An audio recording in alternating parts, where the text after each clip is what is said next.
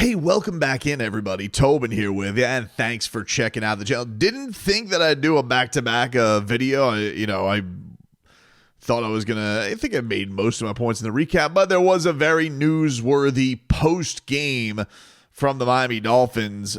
First off, I guess we'll check off the first thing that's less dramatic, which is Mike McDaniel has, I guess, heard from Stephen Ross that he fully expects to be back, and Chris Greer, though he wasn't as sure on that one, but he expects that nobody's going to get fired. So I did close my post-game recap wondering who was going to be fired. But I had also wondered if the Miami Dolphins had made the decision to shut Tyreek Hill down. And I only had I did have a bet in on Tyreek Hill today on catches. I had his over on receptions at 4.5. Which, listen, I never get salty at players. People get really mad at athletes when you lose bets. I really don't. I'm like, hey, you know what it is to bet on humans. Like, if you make that decision, you need to be the adult and take care of that and be willing to only lose what you bet. So I don't care that Tyreek Hill wasn't out there. So I just want to be clear. Full disclosure, because I know there's video of me putting a parlay on Tyreek Hill. One, I did lose my parlay on Tyreek Hill today, but my opinion of this has nothing to do with that. Because it was, first of all, for a very little amount of money. And second of all, I don't react like that to losing gambling. Gambling is my responsibility, not players' responsibilities. But nonetheless, Tyreek Hill has essentially asked out of the Miami Dolphins. This is crazy. What is this week? First, Jimmy Buckets has no joy and basically goes in cruise control for 2 games after appearing to fake sick for 2 weeks. And then we're like, fine, we think the circus is at least calming down in South Florida. Nope. Tyreek Hill, who has basically spent this season more busy with his hands tweeting than it was catching the football. Failed to get to 1,000 yards this season. Team did not make the playoffs. I think that's the first time that's happened in Tyreek Hill's career. That's what he said, at least. And now he is essentially asked out of the Miami Dolphins. He told reporters today that he said that I'm opening the door. I'm out, bro. It was great playing here, but at the end of the day, I got to do what's best for my career. I'm too much of a competitor to just be out there. And then that was basically like, wait, so you're asking out? It sounds like, I don't know if he's saying yet or yes at the end, but he's like, he was asked, does that mean Chris Perkins asked him, so that means you're thinking about getting out of here? And he just basically like goes, eyes and then leaves. That was the end of his press conference. But yeah, it appears that Tyreek Hill, one, is done with playing for the Miami Dolphins, which sucks because, man, it was fun watching that guy at his peak break Miami Dolphins records. Really, really enjoyed what he was able to do. He did mention today in that same press conference how much it sucked not having Tua this year and not having your franchise player out there, which I guess he's not used to. And, I'm sure he's also tired of the team that he left continues to win the Super Bowl without him. And he's here 2 seasons, no playoff wins, 1 year, now not making the playoffs. But the bigger piece of controversy that may be around this is not the fact that he even said that he wants out. And that's kind of crazy because that what you would think is it appears that Tyreek Hill just simply pulled himself out of the game. Apparently, fans were yelling at the players. At MetLife Stadium, they were doing 2 things. One, they were showing Broncos-Chiefs highlights, and they were showing that game was over. And apparently, Tyreek Hill was at one point in the game, and he had said this in his media session that we saw what the Chiefs game was, and that he basically implied that, what was the point of being out there? And then Mike McDaniel was asked about this in the post game, and Mike McDaniel was told he was unavailable, and he was told that it was not a new injury. And he basically said on the Tyreek Hill comments about wanting out, quote, I'm not going to put much weight on secondhand postgame comments and disappointed statements. We'll see in the next couple of days how it progresses with conversations between him and I. On him not playing in the fourth, I was informed that he was unavailable right before the drive. I was not informed of injury and focused on play on the field.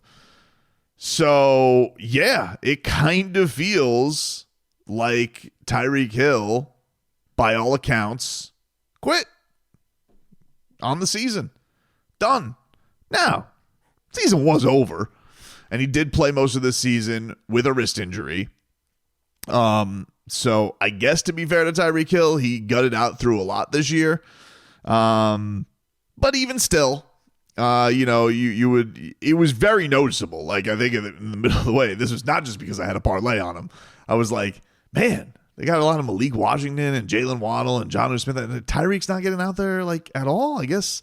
And I don't think he was out there for like the whole second half. I don't recall him being out there for the second half. It's not a great look. It really isn't a great look for Tyreek Hill to do that. It's last game of the season. Like, you've already gotten this far. Like, now you're gonna pack it in and pack it up. So that's a pretty rough look. And then I think from the Dolphins' perspective, here's the thing that I have issue with Tyreek Hill, right? With Jimmy and the Jimmy Butler thing. Jimmy at least was at a point where it's like, hey, he did take his organization to tremendous heights. And yeah, maybe he is getting a little long in the tooth. But I at least could see Jimmy's side on this of like being I'm never for quitting on your team. I thought that was still a horse bleep move by Jimmy. But at least I understand the anger.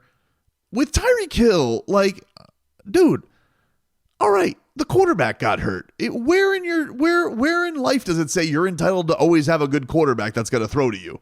Like, dude, you've lived a charmed life of having Tua and Patrick Mahomes. You've had two pretty damn good quarterbacks to get you the football that have put up record-breaking numbers, that have brought you tremendous winning and wealth.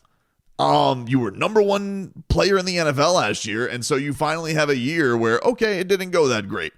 And I had said in the last video, I was hopeful that, hey, Tyreek Hill has a year off, has a summer off, get the wrist healthy, get this, get the adversity of, get healthy. I'm sure it was a traumatic year to start with what happened with the detainment and everything that happened with the Miami police. Understood. This was an adverse year.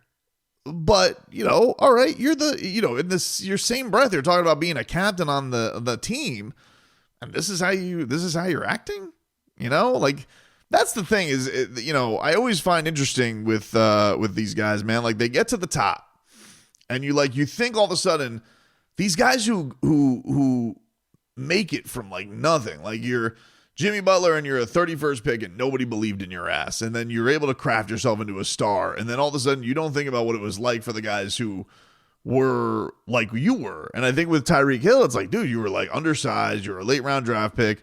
You're cast aside. Everybody's laughing at you. And, for years you scoffed at him. You threw up the peace sign and you're putting up record numbers and you're going for 2K. And then this year, all right, they're trying to diversify a little bit. And the quarterback misses a third of the season. And you can't handle that. You're like, I'm too much of a competitor. Well, it would appear you're not. Because Calais Campbell today, in a meaningless game, at 38 years old, had the outs where he probably could have made more of a stink to get out. Had the chance to go. Still getting sacks on Aaron Rodgers at 38 years old. Come on, dude. You got to do better than that. You have to.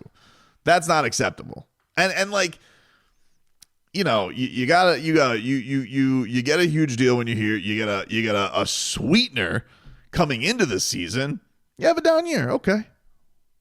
But now you're just rats off a ship on the Dolphins like that? Off Mike McDaniel? All of a sudden Mike McDaniel doesn't know what he's doing? Whew. Rough, man. Rough go for the Cheetah. That is no bueno. And I'm sure he's going to tweet like 800 times after I post this. But that's wild. That is a crazy piece right there to go out and just be like, yeah, I'm done. No, no mas. I'm out. You're out? All right. I'm opening up the door. You are? And what if the Dolphins don't trade you? You're just like, does that mean you're done? Like, what if the Dolphins are like, no, you're opening up the door? This is crazy, man. What a week for South Florida. God, please, tell me everybody else is cool, man. Can we check on everybody else? Everybody else good? Sheesh.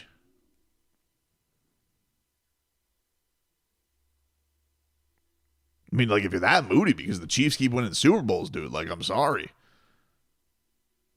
And it's unfortunate because, like, I really did like Tyreek Hill down here. Like, I loved the bravado that he brought to the Dolphins. The dude was a show. I'm not going to sit here and act like I did not love every minute that Tyreek Hill did awesome stuff on the field. I thought he played a really, really great game last week.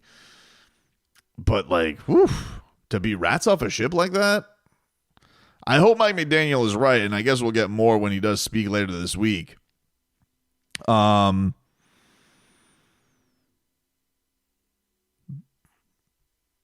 But sheesh. And then, like, the things that were annoying about it this year, though, is like big games, always big drops. Okay? If we're going to nitpick at it. Big games, always big drops with that dude. Jammed to hell last year by Snead. Then this year, it's like, he goes out and he trolls on Instagram or on Twitter or X, whatever. He's got a missed practice on Friday because he's sick and he's at his stupid ass boutique at the Aventura Mall. Which Tua, by the way, showed up to his store to sign stuff this week. And Jordan Brooks is telling you, best practice of your life. Give the best practice of your life.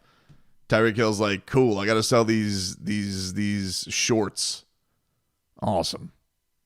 You're posting, eyeball emoji on being a Charger. It's like, cool. All right. Awesome. Well, I don't know about you, dude, but the Chargers didn't seem to need you to get to the playoffs this year. Dolphins could have used you to help to get to the playoffs, and you were like, oh, no, the Chiefs didn't win. No more football for Tyreek this year. Yeesh. Rough look, dude. I'm opening up the door. Would you open up your hands and catch him in a game that's not cold or hard? I'm out.